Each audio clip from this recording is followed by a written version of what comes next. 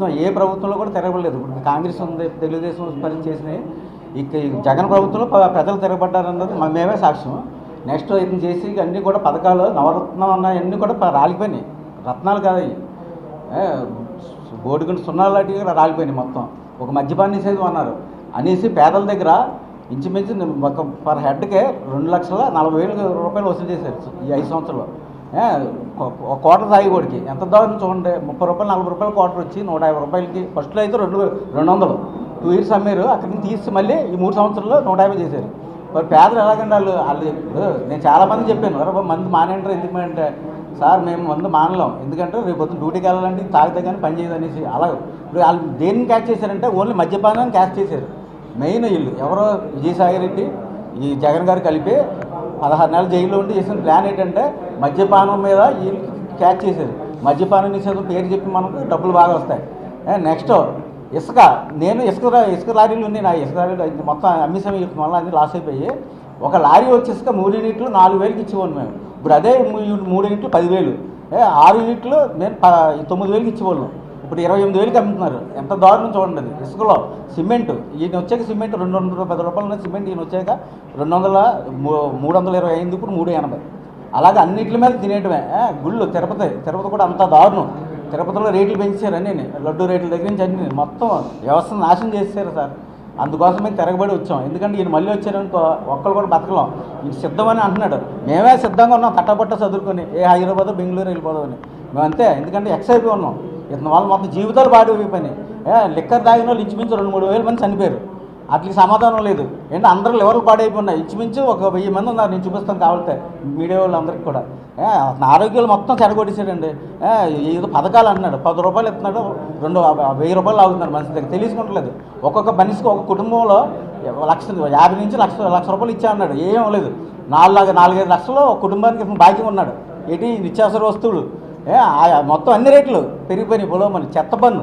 ఇప్పుడు Congress government Telugu Desam government work చేసింది, ఎంత నీట్గా చేశారండి. ఎప్పుడైనా చెత్త ఏ గవర్నమెంట్ ఇప్పుడు ఇండియాలో ఎవరైనా సరే చెత్త పథకం పెట్టారా?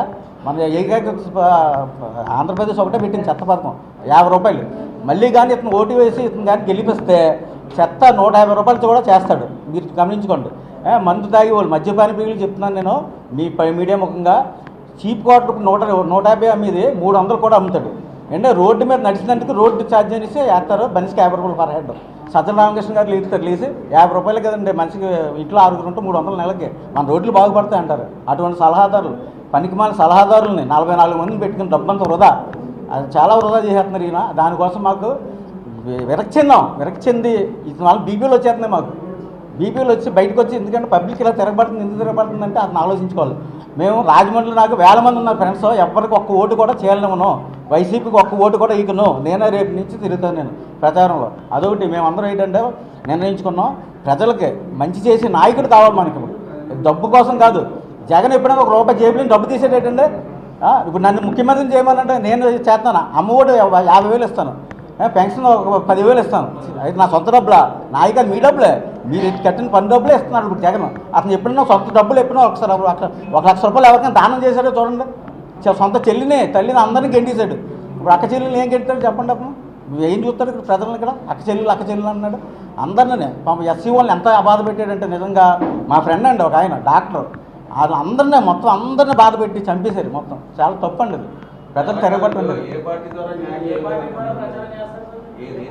అదే మేము ఏంటంటే ఆలోచించుకుంటా, తెలుగుదేశం ఏమొద్దు మాకు, తెలుగుదేశం ఏమొద్దు. మేము 2-3 రోజుల్లో నిర్ణయించుకుంటాం ఏది పార్టీ బాగుంటుందో అన్ని ఆలోచించుకొని అప్పుడు మేము అందులో జాయిన్ అవుతాం.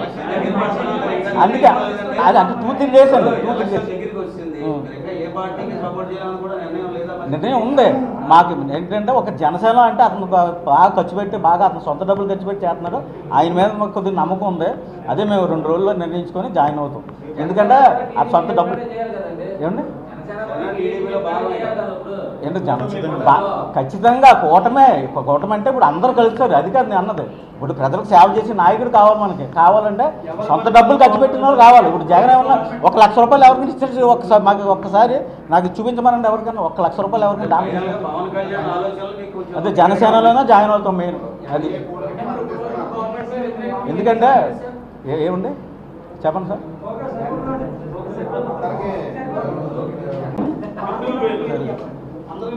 ప్రజా వ్యతిరేకత అండి గవర్నమెంట్ మీద. ప్రెస్ క్లబ్ వారికి, పాత్రికేయులందరికీ నమస్కారం అండి. జరుగుతుందనేది స్పష్టంగా తెలుసుకునే పరిస్థితి ఈరోజు ప్రజల్లోకి వచ్చిందండి. ఇది చాలా మనం ఆనందపడవలసిన విషయం. అంతేకాకుండా నా ఆడపడుచుల కోసం నేను కూడా ఈ రోజున కొంచెం కూడా మీరు రాష్ట్రానికి కావాల్సిన సంక్షేమం, ఉండే బ్యూరోక్రాట్స్, ఐఏఎస్ ఆఫీసర్స్ ఎంతోమంది మీ పక్కన ఉండి మీకు ఎంతో అవకాశంలో మీ తల్లి, మీ చెల్లెలు గారు ఈ రోజు మిమ్మల్ని కాదని బయటికి వెళ్ళి ఈ విషయం మీకు అర్థం కాలేదని అడుగుతున్నాను.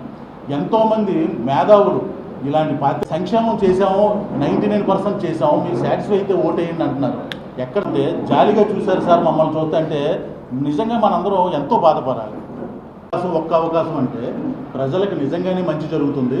తండ్రి చనిపోయిన బాధలో ఒక ముఖ్యమంత్రిగా అతను చాలా చేస్తాడని చెప్పి ప్రభుత్వం చాలా పరంగా మనకు ప్రజలకు ఎంతో సంక్షేమం చేస్తారు, సంక్షేమ పథకాలు అమలు పరుస్తారని చెప్పి ఎంతో ఎక్స్పెక్ట్ చేసాం. 9 నవరత్నాలు అని చెప్పి ముందుకు వచ్చి ఒక్క అవకాశం ఇవ్వమని చెప్పి ఈ రోజున ప్రభుత్వం అన్ని విధాలా కూడా, అన్ని రంగాల్లో కూడా, అన్ని డిపార్ట్మెంట్స్లో కూడా ప్రజలకి మేలు చేయడం లేదు కదా. వాళ్ళు రాజకీయ నాయకులతో ఉండే వాళ్ళ అనుచరులు బాగుపడ్డారే తప్ప ప్రజలకు చేసింది ఏమీ లేదు.